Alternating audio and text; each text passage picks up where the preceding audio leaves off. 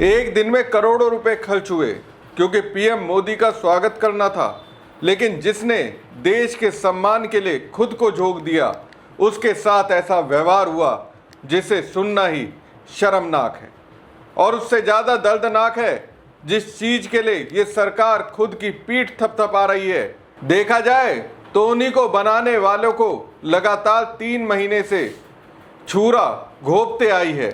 किसी को फिक्र नहीं है, वो सब के सब तड़प रहे हैं, अपनी बर्बादी अपनी आंखों से देख रहे हैं, लेकिन इसके बावजूद उनके अकाउंट में नोटिफिकेशन नहीं आया जिससे चेहरे पर खुशी चमक आए। नमस्कार दोस्तों, मैं हूं परवीन साहनी। दोस्तों, सबसे पहले ये वीडियो देखिए, फिर आपको मैं असली खबर बताऊंगा।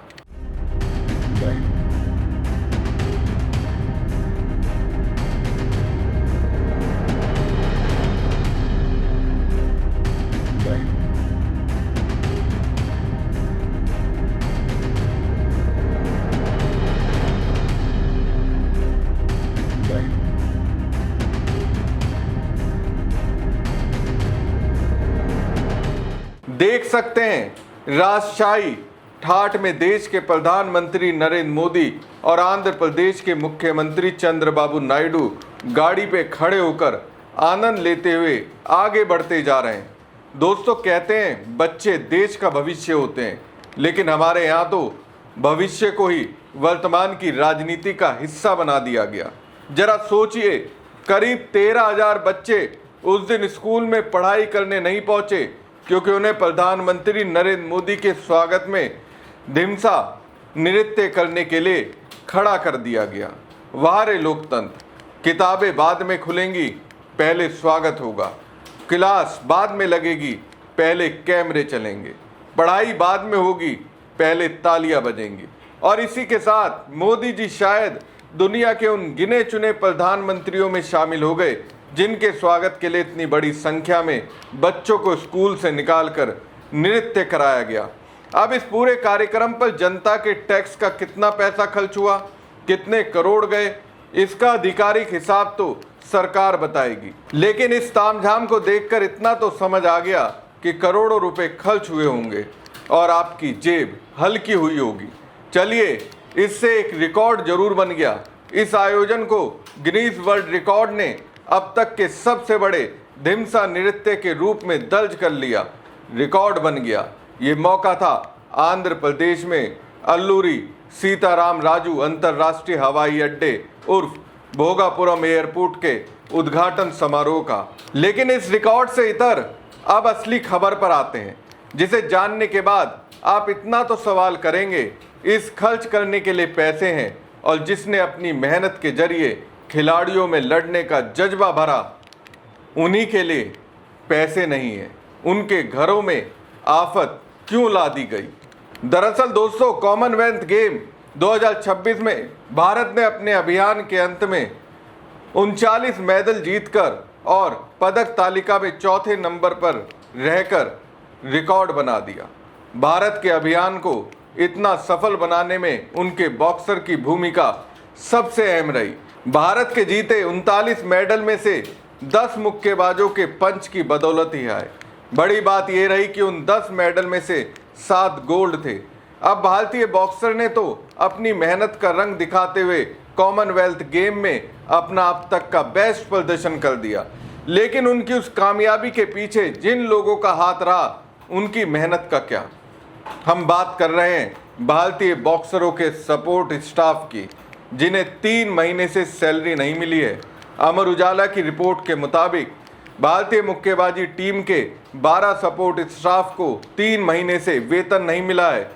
ये वो 12 सदस्य हैं जिन्होंने NIS पटियाला से लेकर बेलफास्ट में हुई तैयारियों तक मुक्केबाजों को CWG के जरिए तैयार करने में दिन रात एक कर दिया। जिन सपोर्ट स्टाफ को वेतन नहीं मिला, उनमें द्रोणाचार्य अवार्ड से सम्मानित हो चुके हेड कोच सी कुडप्पा भी शामिल हैं। टीम के हेड कोच के अलावा सपोर्ट स्टाफ में शामिल टीम के डॉक्टर जतिन कृष्णन और येशा पटेल, मनोचिकित्सक मैथिली भूपतानी, वीडियो एनालिस्ट नितिन कुमार और संजीव शर्मा को भी वेतन का इंतजार है। टीम के 3-3 महिला और पुरुष मसाज थेरेपिस्ट की भी सैलरी नहीं मिली है। अब सबसे पहले तो सवाल यह है कि भारतीय बॉक्सिंग टीम के सपोर्ट स्टाफ की सैलरी कितनी होती है। रिपोर्ट के मुताबिक कोच की सैलरी 1.5 से 2 लाख रुपए होती है, डॉक्टर को 1.5 लाख रुपए मिलते हैं, मसाज थेरेपिस्ट को 40 से 50 हजार रुपए मिलते हैं, मनोचिकित्सक को 1 लाख रुपए और वीडियो एनालिस्ट को 80 हजार रुपए तक की सैलरी मिलती है। रिपोर्ट के मुताबिक बॉक्सिंग टीम के कुछ सपोर्ट स्टाफ ने एसएआई से गुहार लगाते हुए इस पूरे मामले में स्थिति स्पष्ट करने को कहा है। सपोर्ट स्टाफ की ओर से कहा गया है कि अगर जल्दी ही सैलरी से संबंधित मामलों पर चीजें क्लियर नहीं होती तो 10 अगस्त से एशियाई खेलों की तैयारियों के लिए एनआईएस पटियाला में लगने वाले नेशनल शिविर पर उसका असर दिखेगा। उनके लिए उसमें भाग लेना मुश्किल होगा। अब देखिए दोस्तों, इन खिलाड़ियों और सपोर्टिंग स्टाफ जिन्होंने भारत को सम्मान दिलाया, उसके फल का स्वाद मोदी जी ले रहे हैं। लेकिन इन बॉक्सरों में जीत का जज्बा भरा, उनकी स्थितियों पर ध्यान ही नहीं है। प्रधानमंत्री नरेंद्र मोदी एक्स पर पोस्ट करते हुए लिखते हैं, कॉमनवेल्थ गेम्स में हमारे दल के शानदार प्रदर्शन पर मुझे गर्व है। ये जानकर बेहद खुशी हुई कि भारत ने 13 गोल्ड मेडल सहित कुल 39 पदक जीते। सभी पदक विजेताओं को हार्दिक बधाई। पूरे खेलों के दौरान हमारे प्रतिभाशाली खिलाड़ियों ने असाधारण कौशल, दृढ़ संकल्प और समर्पण का परिचय दिया। उनकी कड़ी मेहनत देश के युवाओं को लगातार प्रेरित करती रहेगी। पूरे भारतीय दल को भविष्य की सभी चुनौतियों और प्रयासों के लिए मेरी शुभकामनाएं। मेरी कामना है कि वो आगे भी अपना सर्वश्रेष्ठ प्रदर्शन करते रहें और देश का गौरव बढ़ाते रहें।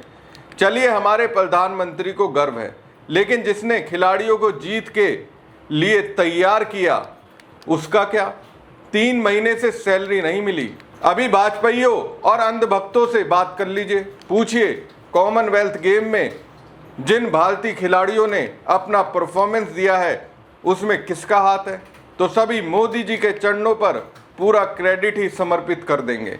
कहने लगेंगे इन खिलाड़ियों ने जीत इसलिए हासिल की क्योंकि देश के प्रधानमंत्री ने खुलकर साथ दिया, कद्दू साथ दिया। ऐसे साथ दिया जाता है? साथ देने का ये तरीका है? जिन्होंने पर्दे के पीछे रहकर पल पल इन बॉक्सरों का साथ दिया, उनकी कमजोरी बताई, उन्हें जीत का रास्ता दिखाया, उन्हीं को आप सैलरी नहीं दे रहे हैं, भूखे मरने की नौबत तक ले आए हैं। तो दोस्तों, सवाल सिर्फ 12 लोगों की सैलरी का नहीं है, सवाल सरकार की प्राथमिकताओं का है। जब मोदी जी को खुद का स्वागत करना होता है तो करोड़ों रुपए बहा देते हैं, मंच सज जाते हैं, कैमरे लग जाते हैं, रिकॉर्ड बन जाते हैं। लेकिन जब उन लोगों की बारी आती है जिन्होंने देश के लिए मेडल जीतने वाले खिलाड़ियों को तैयार किया, तब सरकारी फाइलों में शायद धूल ज़्यादा उड़ती है और पैसे कम निकलते हैं। सरकार हर जीत पर सबसे पहले ट्वीट करती है, फोटो खिंचवाती है, बधाई देती है, लेकिन क्या कभी उन लोगों का भी हाल पूछा जिन्होंने सुबह से रात तक खिलाड़ियों को तैयार किया, जिनके बिना शायद ये मेडल भी इतने नहीं आते। देश के लिए मेडल सिर्फ खिलाड़ी नहीं जीतता, उसके पीछे कोच होता है, फिजियो होता है, डॉक्टर होता है, मनोवैज्ञानिक होता है, वीडियो एनालिस्ट होता है, मसाज थेरेपिस्ट होता है, पूरा सपोर्ट सिस्टम होता है। जब जीत मिलती है तो मंच पर तिरंगा दिखाई देता है, लेकिन उस तिरंगे को ऊंचा करने वाले ये चेहरे कैमरे के पीछे ही रह जाते हैं। और अफसोस की बात यह है कि कैमरे के पीछे रहने वालों को सरकार भी पीछे ही छोड़ देती है। अब सोचिए, जिस कोच ने गोल्ड जिताने के लिए दिन रात एक कर दिया, वही 3 महीने से अपनी मेहनत की कमाई का इंतजार कर रहा है। जिस डॉक्टर ने खिलाड़ियों को फिट रखा, वही अपनी सैलरी का हिसाब मांग रहा है। जिसने खिलाड़ियों का आत्मविश्वास बढ़ाया, वही आज खुद सरकारी सिस्टम से निराश बैठा है। देशभक्ति सिर्फ भाषणों से नहीं चलती, व्यवस्था से चलती है। खिलाड़ियों की पीठ थपथपाना अच्छी बात है, लेकिन उनके साथ खड़े लोगों का हक मारकर तालियां बजवाना किसी भी खेल संस्कृति के लिए अच्छा संकेत नहीं है। अगर सरकार सच में खेलों को बढ़ावा देना चाहती है, अगर सच में भारत को खेल महाशक्ति बनाना चाहती है, तो सबसे पहले उन लोगों का सम्मान करना होगा जो पर्दे के पीछे रहकर चैंपियन तैयार करते हैं, क्योंकि मेडल सिर्फ स्टेडियम में नहीं बनते, मेडल महीनों की मेहनत, पसीने और पूरे सपोर्ट स्टाफ की ईमानदारी से बनते हैं। मोदी जी, क्या आपसे उम्मीद करें कि जिन्हें आपके पीएम रहते हुए 3 महीने से सैलरी नहीं मिली, दखल देंगे और उनकी सैलरी दिलाएंगे? फिलहाल इस खबर पर आपकी क्या राय है? क्या जिन लोगों ने भारत को मेडल दिलाने में अहम भूमिका निभाई, उन्हें 3 महीने तक वेतन का इंतजार करना चाहिए? अपनी राय कमेंट बॉक्स में जरूर लिखिएगा। साथ ही पेज को लाइक और खबर को ज़्यादा से ज़्यादा शेयर कीजिएगा। धन्यवाद।